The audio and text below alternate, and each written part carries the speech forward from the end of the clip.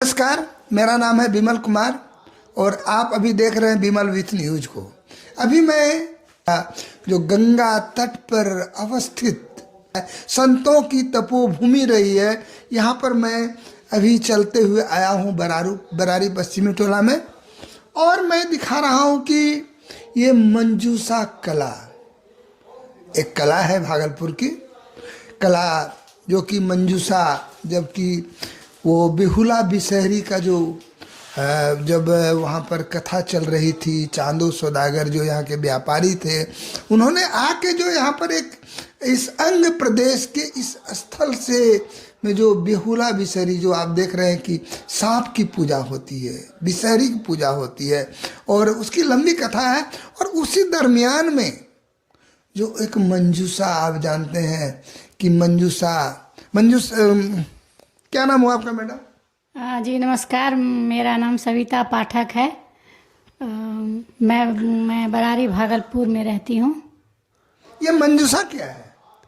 मैं मंजूषा करती हूँ। मंजूषा एक अंग प्रदेश का एक प्रमुख आर्ट है। आर्ट के आगे मंजूषा आर्ट नाम क्यों पड़ा? मंजूषा आर्ट, मंजूषा ये मेनली है कि बिहुला बिशहरी का एक कथा है, पौराणिक कथा है और ये कथा चित्र ही है। उसमें मंजूषा का विशेष महत्व है क्योंकि जब वो बाला लखींदर का डेथ हो जाता है तो उसको उसी मंजूषा पे भसाया जाता है। मैं बता देना चाहता हूँ कि ऐसा लोग मानते हैं कि अगर किसी को सांप ने डस लिया और वो उसके नाक से यदि ब्लड की धारा नहीं चली है तो लोगों की मान्यता है, और ऐसा लोगों ने कहा, ऐसा माना भी जाता है कि उसको यदि केला के थम में बांध करके उसको यदि गंगा में बहा दिया जाता है, प्रवाहित कर दी जाती है, तो गंगा के जल में इतनी शक्ति है जो कि उसको जीवित भी कर देता है। और ये बहते बहते बहते जब वो फरक्का से आगे जाती है तो वहाँ पर बहुत सारे संत लोग हैं जो उसको छांकते हैं।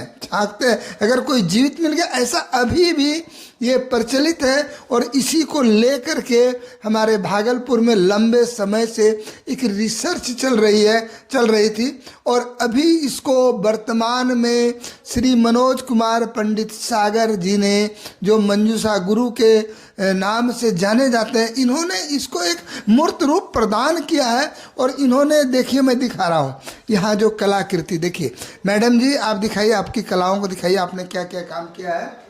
मैं दिखा रहा हूँ। सबसे पहले आपको दिखा देती हूँ कि यही है मंजूषा। ये मंजूषा के आकार का बना रहता है, बांस का उस समय बनता था। इसमें ये जो है ये बिहुला है और ये बाला लखींदर इनके पति हैं, जिनको कि सांप ने डस लिया है। और ये इनको दृढ़ विश्वास था कि मैं इनको जिंदा वापस करके रहूंगी। और ये उनके साथ चली जाती है तो गंगा में बहते प्रवाहित होते हुए गई और फिर ये इंद्रलोक तक जाती है और शिव से अपने पति को ये वापस मांगती है, वापस ले आती है। तो यही जो ये कला है, इसका यही विशेषता है। तो मैं इसको पहले ये दर्शा रही हूँ। फिर ये मैं दिखा रहा हूँ कि एक लोक कला है, प्रकृति से जुड़ी हुई बातें हैं, पर्यावरण से संबंधित, जल जंगल जमीन, ये गंगा तेरा पानी अमृत जुग जुग बहता जाए। और उसी में जो आपको मैं बता रहा हूँ, ये कथा सुना रहा हूँ, एक कहानी सुना रहा हूँ, इसकी ऐतिहासिक, पौराणिक और वर्तमान में भी है कि अगर कहता है कि वो सर्प जो है जिसका डसा हुआ पानी नहीं मांगता उसने, और इसकी और भी कथा है कि चांदो सौदागर नाम के एक राजा थे जिनको, जो कि इनकी पूजा नहीं करना चाहते थे। और बिहुल नगर है, ये चंपा नगर स्थान है। वहाँ पर क्या है? वहाँ बिशहरी का बहुत भव्य मंदिर है और यही है, ये मनसा बिशहरी है। मनसा बिशहरी वो उनके नाम से जानी जाती हैं। वो शिव की मानस पुत्री थी और उन्हें था कि मुझे भी इस धरती पर पूजा मिलनी चाहिए। तो इनके जिद, और शिव जी बोले कि अगर ये आपको चांदो सौदागर, जो कि शिव के बहुत बड़े भक्त थे, वो अगर तुमको पूजा देते हैं तो तुम्हारी पूजा धरती पर होगी। तो इन्होंने अपनी पूजा के लिए चांदो सौदागर के पुत्र को ही डसा और उसके बाद जो ये थी बिहुला थी, उन्होंने इनसे वादा किया कि मैं मेरे पुत्र को, मेरे पति को जिंदा कर दीजिए और मैं आपको पूजा अवश्य दिलवाऊंगी। फिर अंत में उन्होंने इनका बाएं हाथ से पूजा किया है। तो अभी तक विषहरी का ये भागलपुर क्षेत्र में, बंगाल में बहुत जगह वो पूजा होती है इनकी। ये इनका यही कथा है। मैं और इसी पे आधारित जो है ये सारे पेंटिंग्स बनते हैं। और मैं बता देना चाहता हूँ कि किसी भी कला को, जो हमारी पुरातात्विक धरोहर होती है, इसको बचाए रखना बहुत ज़रूरी है। और मैं दिखा रहा हूँ कि हमारी जो मैडम जी हैं, सविता मैडम जी, इन लोगों का एक स्कूल भी चलता है, जहाँ पर देखिए मैं इस तरह देखिए वहाँ पर एक चादर है और बहुत सारे इनके सेल लगते हैं, जब बड़ी बड़ी प्रदर्शनियाँ होती है। देखिए मैं दिखा रहा हूँ, ये मैडम जी दिखा रही हैं कि इनके पास क्या क्या है, और कि ये एक कमाई का जरिया जो रोजगारोन्मुखी है। जब तक कि किसी भी कला को हम जिंदा तभी रह सकते हैं जब हम मुझे आर्थिक कुछ सहयोग ना मिले, तो मैं उसे कैसे जिंदा रह सकती हूँ। मैं इस पे काम करती हूँ, इसमें जो भी रहता है, और ये इसी के द्वारा तो हम किसी को बता सकते हैं कि ये मंजूषा कला है। तो इस पे जो भी सरकार भी बहुत मदद करती है और हम लोग अपने भी घर से इसमें खर्च करते हैं, फिर कहीं जाते हैं जाने आने का। तो इसीलिए इसका जो है, ऐसे तो इसका मूल्य अमूल्य है जिसे कहते हैं, पर है कि आर्थिक दृष्टि से कलाकार को जीवित रहने के लिए तो कुछ आधार चाहिए। इसीलिए इसका अब कुछ उसको कह सकते हैं कि व्यावसायिक रूप इसने लिया। देखिए एक्चुअली में जो जॉब रिलेटेड एजुकेशन, जो आज के समय की जो एक समस्या है कि एजुकेशन साधारण रूप से दी जाती है, और हम कोई काम करके यदि अपने पुरातात्विक धरोहर को, हमारी जो ऐतिहासिक बातों को यदि मैं याद दिलाता हूँ, तो और उससे पैसा कमाना, कोई कहीं ना कहीं इस कला को जीवित रखने के लिए, जैसे आप देखते हैं मधुबनी पेंटिंग है, मंजूषा कला है, और बहुत सारी, चूँकि हमारा भारतवर्ष इस कला की दुनिया का मशहूर बादशाह रह चुका है। और इसमें जो इन लोगों ने, श्री मनोज कुमार पंडित सागर और भी इनके साथ जो कार्य कर रहे हैं, जो इनके गुरु रहे हैं, उन्होंने एक ऐसा काम किया है कि देखिए मैडम जी, क्योंकि घर में कोई भी आदमी ऐसे बैठा रहता है तो उसको बेरोजगार लगता है, और जब वो करता है, काम करता है, तो उसको मज़ा आता है। और इस काम को करने में आपको कैसा लगता है? इस काम को करने में मुझे बहुत आनंद मिलता है। देखिए, इसमें मानसिक तौर से भी हम स्वस्थ हो जाते हैं और आर्थिक रूप से भी स्वस्थ होते हैं। तो एक स्त्री के लिए जो है ये बहुत बड़ा सबल मिलता है। हम अगर कहीं बाहर नहीं भी जाते हैं तो आर्ट के क्षेत्र में हम घर से काम करके ये अपने आप को साबित कर सकते हैं कि मुझ में क्षमता है, हम कुछ भी कर सकते हैं। ये स्वरोजगार का एक अच्छा साधन है, जो कि आप देखेंगे कि भागलपुर शहर के बहुत सारे जगहों में मैंने मंजूषा कला को का प्रदर्शन किया गया है। जो कार्यालय के जो दीवार हैं वहाँ बनाए गए हैं। और देखिए मैं दिखा रहा हूँ, ये सब जो है ये सेल के लिए लगती है। जब कहते हैं इको फ्रेंडली, जो अभी है ना, पर्यावरण को आप चमड़ा प्लास्टिक का बैग यूज़ करते हैं, तो हम लोगों ने इसे जूट का बनाया है, इको फ्रेंडली। और इस पे एक मंजूषा, ये संदेश भी जाता है कि जैसे कि पर्यावरण बचावें, अपना जल को सुरक्षित संरक्षित रखें। तो हम इस पे एक संदेश भी देते हैं, और मेरा कला भी जाता है दूर देश तक। बीच में इसको एक बात दाबोगे, इसको जब बात करेंगे। हाँ तो क्या ये गंगा बचाओ मतलब रहता है ना, जल। इसके लिए मैं दिखा रहा हूँ, इसमें डॉल्फिन है। और मैं बता देना चाहता हूँ कि आज के समय में जो हम किसी चीज को बर्बाद कर लेते हैं, तब फिर इसको हम अच्छा करने की कोशिश करते हैं। और जैसा कि देख रहे हैं कि गंगा तेरा पानी है अमृत। और आज जो है कि चाहे जिसका भी दोष हो, तेजी से हो रहा नगरीकरण या शहरीकरण, जहाँ पर कि शहर के मलमूत्र निकासी का कोई जगह नहीं है, गंगा घाट पर जैसे लोगों को लगता है सौदा करने की आज़ादी है, कचरों को डाल देते हैं, तो इससे कहीं ना कहीं वो गंगा प्रदूषित होती है। और इन्होंने बताया कि इको फ्रेंडली, और देखिए मैं दिखा रहा हूँ, ये डॉल्फिन में दिखा रहा हूँ, डॉल्फिन को दिखाया जा रहा है कि ऐसे जीवों को आपको जीवित रखना है। और अगर विश्व में जैव विविधता का विलुप्तीकरण होता है, जो हो रहा है, तेजी से हो रहा है, और इसको करने वाला और कोई नहीं है, हमारा जैसा मानव है। और इन लोगों ने इसके माध्यम से इन जीवों को, जो आप कहते हैं बायोडाइवर्सिटी को, ये बनाए रखने का प्रयास किए हैं। मैडम जी, तो इसमें आपका खर्च कितना आता है? इसमें मेरा खर्च लगभग 500 रुपया पड़ता है। और इसका दाम कितना है? मैंने इसमें 600 रुपया दाम रखा है। मैंने 100 रुपया आप अपना जो मजदूरी लेते हैं, तो क्या ये 600 रुपया में लेने वाले हैं? हाँ, 600 रुपया में ले लेते हैं। आपने कहाँ कहाँ प्रदर्शनी किया है, कहाँ कहाँ लगाया है? हैदराबाद में किया, और भागलपुर मंजूषा महोत्सव हुआ था, उसमें 2 बार मैंने किया है। तो आपको कैसा रिस्पांस मिल रहा है? रिस्पांस मुझे बहुत अच्छा मिलता, बहुत ही अच्छा मिलता है रिस्पांस। पर मैं कुछ मतलब एक तो क्या कहते हैं, शारीरिक वजह से मैं बाहर उतना नहीं जा पाती हूँ।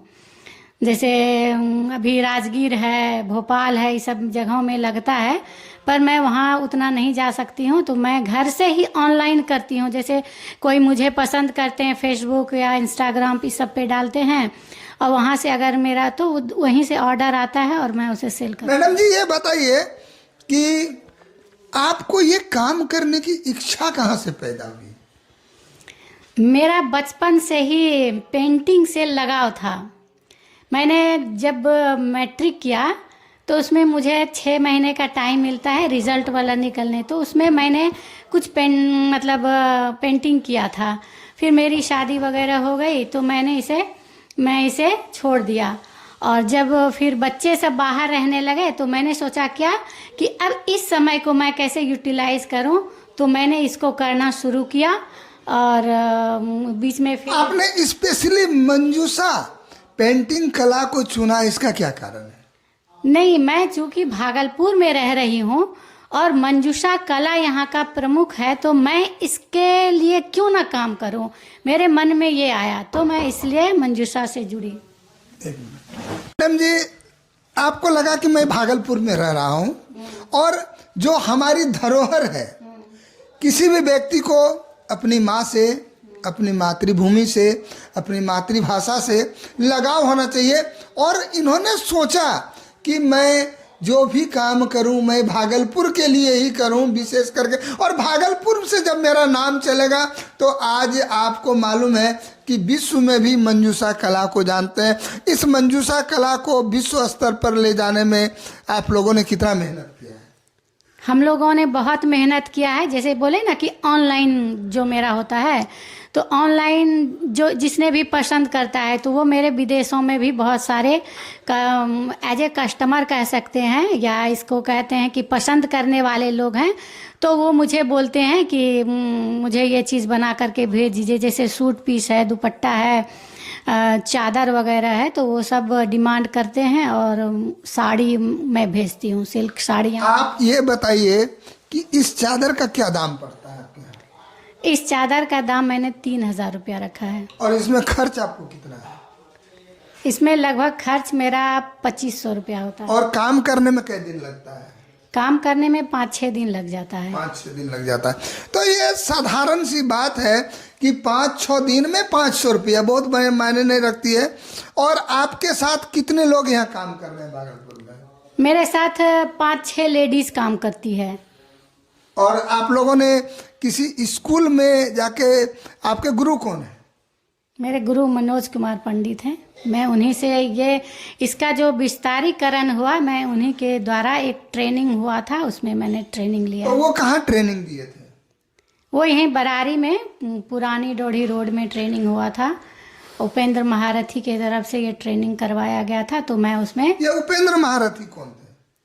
वो पटना में उपेंद्र महारथी हैं, वहाँ पे उनका बहुत बड़ा आर्ट एंड कल्चर का चलता है। और वो बिहार सरकार के तरफ से दोनों ज्वाइंट होकर के, बिहार सरकार सारे लोगों ने मिल कर के ये प्रोग्राम कराया था, जिसमें मैं शामिल हुई थी।